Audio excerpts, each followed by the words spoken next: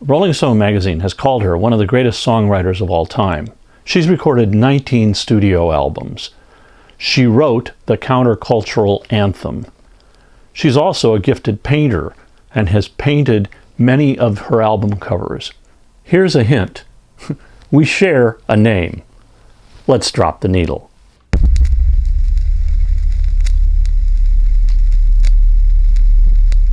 Her name is Roberta Joan Mitchell, or as the music world knows her, Joni Mitchell. She was born in Alberta, Canada, and had a hard childhood. By the age of 9, she had started smoking, which she continued throughout her life, and she caught polio. Now, as a result of polio, her left hand was weakened.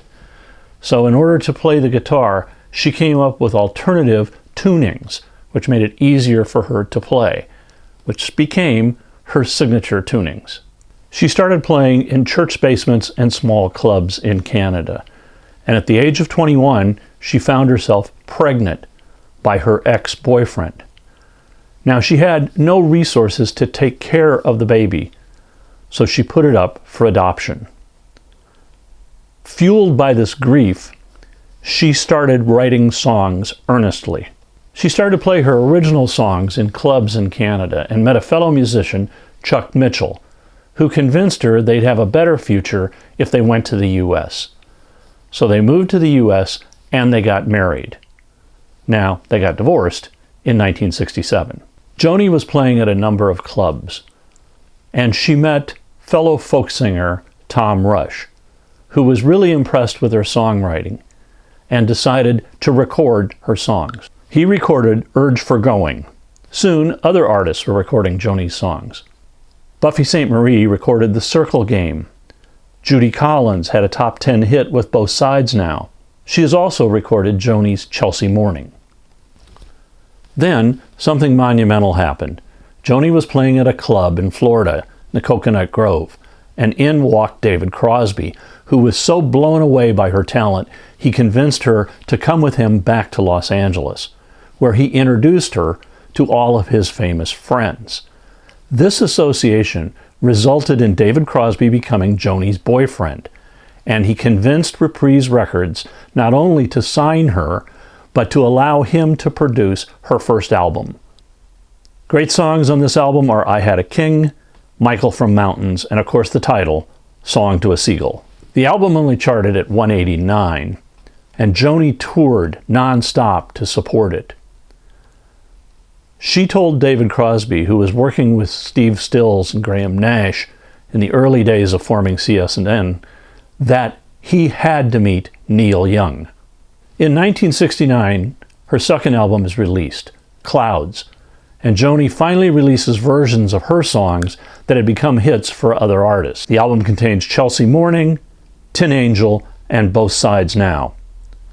It's a hit. It reaches number 31 on the charts. In 1970, Joni releases her third album, Ladies of the Canyon, and this was about the time that I moved to Los Angeles, and I saw Joni playing at the clubs like Troubadour many times. And I was a disc jockey, so I played Ladies of the Canyon on the air a lot. It was Joni's first gold record. It contains her more plaintive version of her song Woodstock, which was a huge hit for Crosby, Stills, Nash & Young.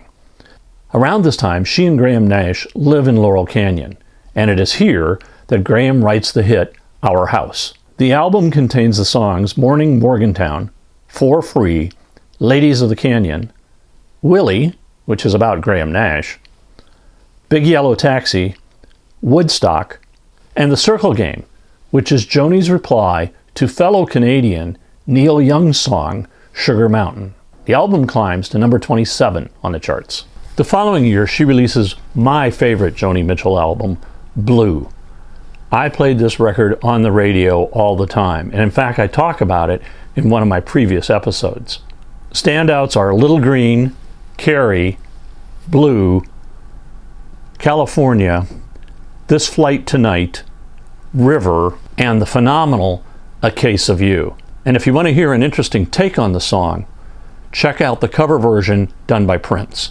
About the lyrics, Joni said, "We all suffer for our loneliness, But at the time that Blue came out, our pop stars never admitted these things. Blue is a big hit and it reaches 15 on the charts. In 1972, she releases the album For the Roses.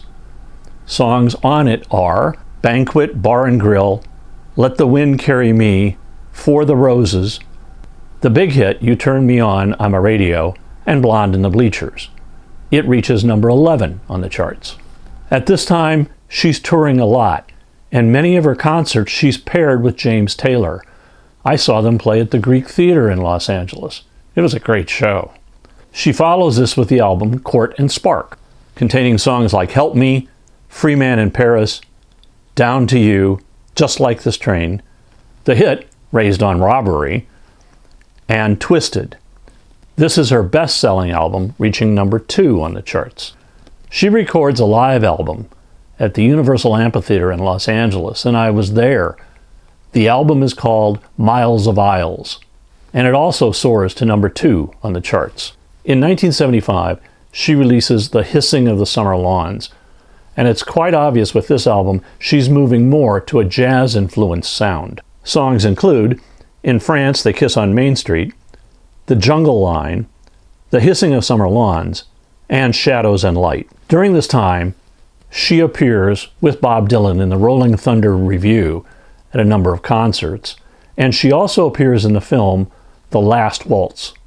Heyjira, or however you pronounce it, is released next and continues her move towards jazz. Frankly, I tried to like this record, but I just could not get into it. She continues down the jazz road for her next few records, Don Juan's Reckless Daughter and Mingus. But again, I couldn't really wrap my head around this sound, and this is where my collection of Joni Mitchell records ends. But she continued to record, even dabbling in synthesizers and electronic music with the album Dog Eat Dog, which was produced by Thomas Dolby. Dog Eat Dog was Joni Mitchell's lowest charting album since her debut album many years previous. In 2002, she announces she's leaving the music business, but then 5 years later in 2007, inspired by the war in Iraq, she releases an album called Shine. In 2015, Joni suffered a brain aneurysm and is still undergoing intensive physical therapy. However, in 2018, she made a rare public appearance to celebrate her 75th birthday at a concert in Los Angeles. Artists included James Taylor, Graham Nash, and Chris Christopherson.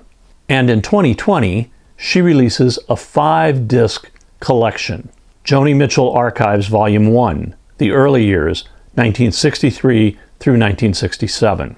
So even though she suffered some health issues, Joni Mitchell music is still being released. As I said at the beginning, she's one of the greatest singer-songwriters of all time.